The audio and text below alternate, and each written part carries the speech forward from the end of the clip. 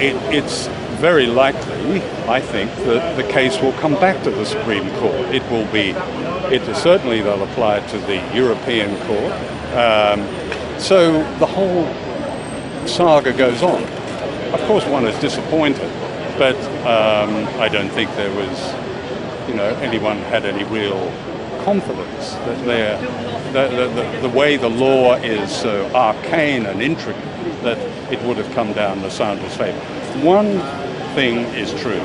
We would not be standing here today doing this interview. We wouldn't be in that court. None of this would have happened had it been anyone but Julian Assange and WikiLeaks. There's no question about that. The behaviour of the Swedish authorities has been quite extraordinary. They've used the media, the prosecutor's office have used the media, the police have used the media, the whole presumption of innocence. This is a man who's been charged with absolutely nothing. The presumption of innocence has been thrown out. The original prosecutor in this case said that there was no case to answer, and it was only then continued when a politician, Klaus Borgström, in the middle of an election campaign in Sweden, decided he was going to represent the two women. And at a press conference, he was asked by a Swedish reporter, but both these women said the sex with Assange was consensual. And his answer was, but they're not lawyers. So from that point on, it has been really a wretched saga that should not be happening, that is totally unnecessary. The principles here go way beyond Julian Assange. It is about free speech. It is about the right of all of us to know what our governments say in private and the way they lie to us in public. The role of the United States in this has been made clear. We know that an indictment has been concocted in the US by a secret grand jury, when in fact somebody like Julian Assange, any whistleblower, should be protected by the United States Constitution. We know there is a sealed indictment. We know there have been discussions between the Swedish authorities and the US about the temporary surrender of Assange to Sweden.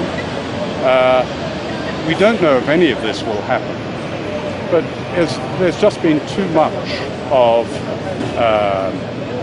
much about this case that has a very, very powerful political element that has really not a lot to do with whether someone is innocent or guilty of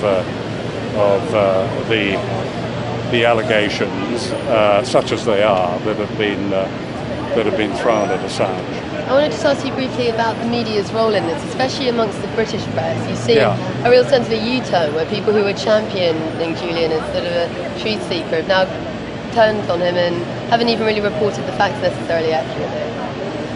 Well, the media have played a very important role in this.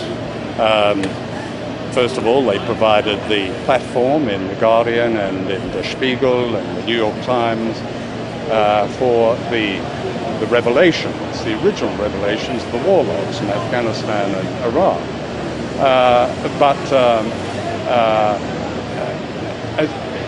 Assange wanted to do it his way. He wanted to do it the WikiLeaks way.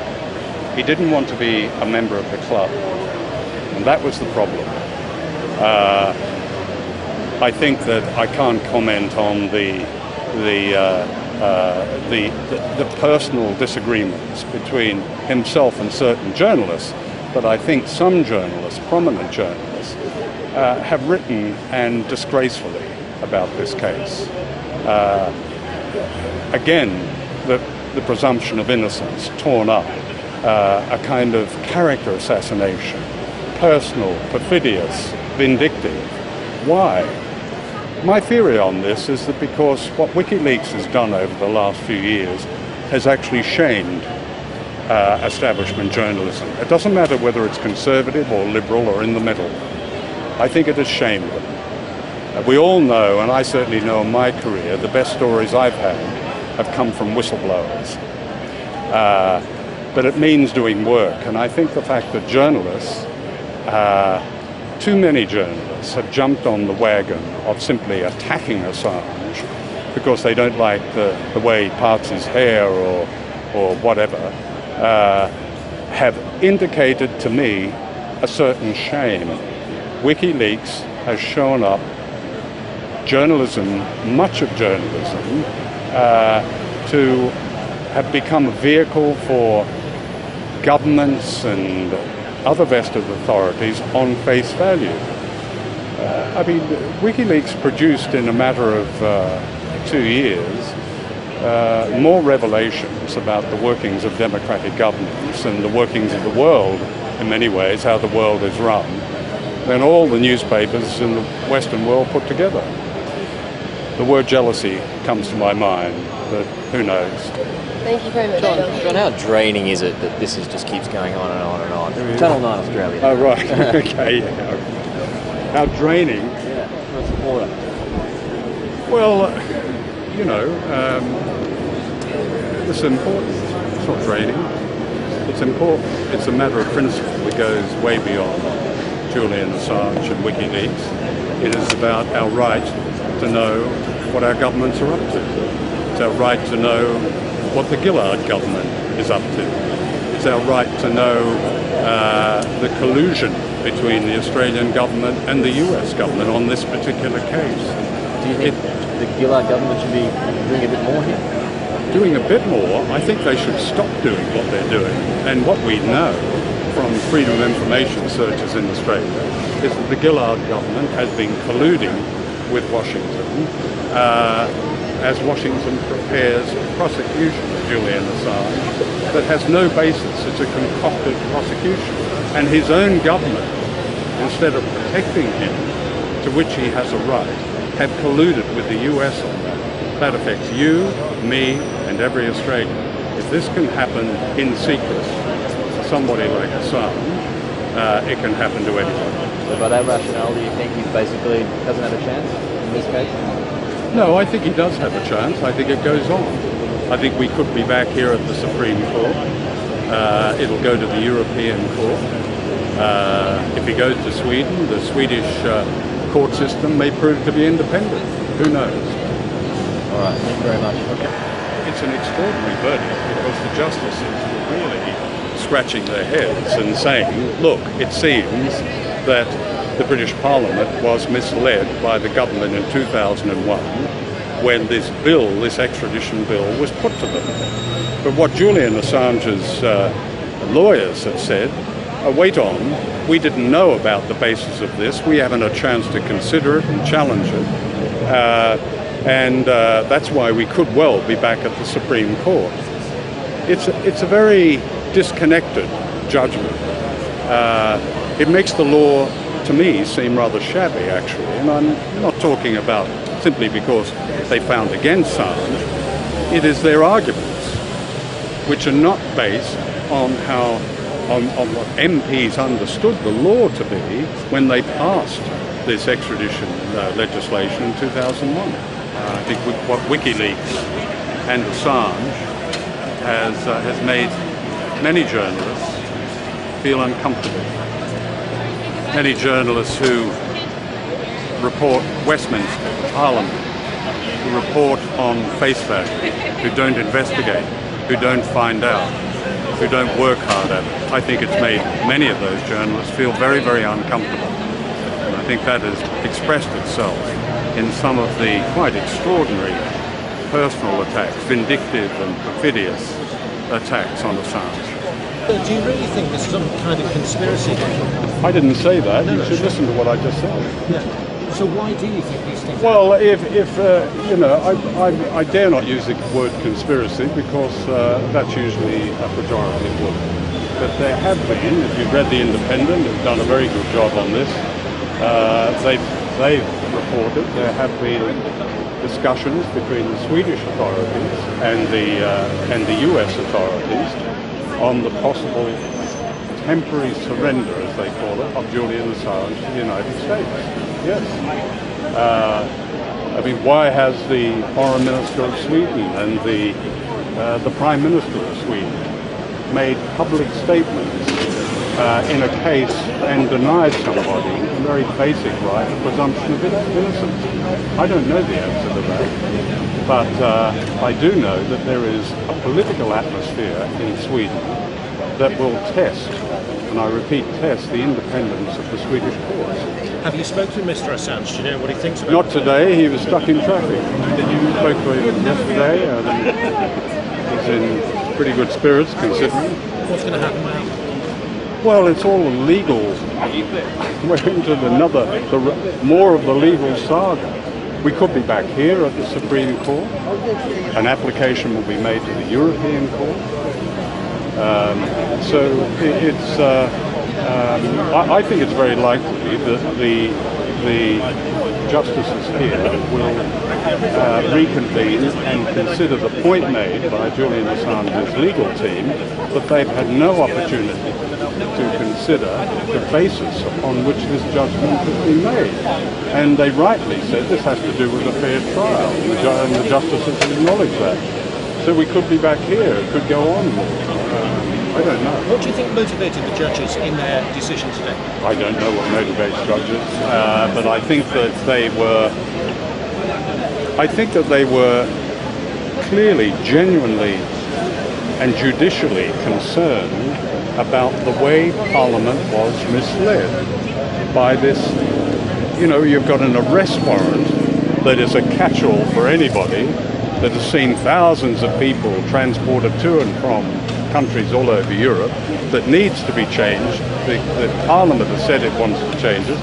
The judges have looked at this and said that Parliament understood that this was going to be framed within English law, and that is a judicial authority is not a prosecutor, when in fact they meant a judicial authority can be a prosecutor under European law. It's a technical point, but it's a very important technical point because it is about whether this law stands or not. So you don't think the judges were biased? I don't know. Whether they were biased, I don't know. Are judges biased? Do you think Mr. Assange can have a fair trial in Sweden if he goes there? I don't know. I think this will test the independence of the Swedish judicial system as never before. He's up against some pretty powerful forces, so how would you rate his chances of success? How would you rate his chances of success? Well, you know, we've come this far. The fact that we've come to the highest court in the United Kingdom, in Britain, and all the way through the lower courts where it should have been thrown out, the High Court to here, is an utter condemnation of the way this case has been handled, particularly by the Swedish authorities and of course, in a much more sinister sense, by the US authorities. How it will turn out, I don't know, but it goes on. How long can it take if it goes to the European Court? He can't be extradited, I don't think, for at least another 2 weeks, 2 to 3 weeks. But if he loses at the Supreme Court, if he loses his appeal at the Supreme Court and then goes... Well, he already has lost it. It's whether or not they'll reconsider it. And if they reconsider it, then they might change their minds. I don't know. I'm not a lawyer. That some might make that Mr. Assange should simply go back to Sweden, face these charges, prove himself innocent, if that's the case, and not fight it legally in this way. Well, he's done that. He's done that. It's not a question of... I mean, he tried to be interviewed by the prosecutor. He got the prosecutor's permission to leave Sweden to come here when he was working with the Guardian. His lawyers said he's available for interview on the basis of European conventions which the Swedes and British have signed up to. He could have done interviews here, he could have done it at the embassy, he offered to do all these things. I think it's a very problematic situation for him in Sweden. He's being pursued by a prosecutor. In fact, his judgment today, I think the subtext of that makes clear Assange's argument all along, that he is being pursued by a prosecutor. This whole thing would not have got to this stage had a politician in the middle of an election campaign, Klaus Borgström, stepped in and after the initial prosecutor had thrown out the allegations against Assange, stepped in, and when this Borgström was asked at a press conference, hey, but wait on, these women have said that the sex with Assange was consensual, and his reply was, but they're not lawyers. And that's where this went downhill from that point. If it hadn't been Julian Assange and he hadn't been associated with WikiLeaks, we wouldn't be standing here today doing this interview. And is that why he won't now just get on a plane? Well, he will have to get on the plane. He hasn't fought it, I mean, in a way that it's come right through to the Supreme Court and may in fact go back to the Supreme Court and go to the European Court, should be a condemnation of the whole system in Sweden that has pursued Assange, prosecutor using the media quite ruthlessly to pursue the case in Sweden, that the whole prospect of a fair hearing in Sweden is highly dubious. It may well happen. The court system in Sweden may well work. I don't know. John, we'll leave it there. Thank you very much. You're Thanks welcome.